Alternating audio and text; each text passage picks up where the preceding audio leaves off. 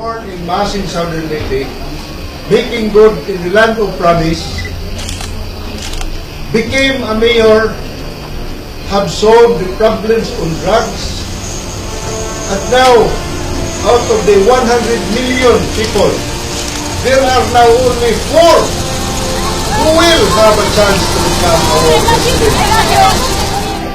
Southern Leyte has always been looking for ways that we can be heard and known throughout the Philippines.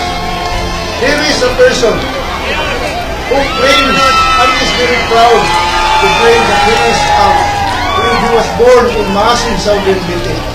Who are we to say no to him?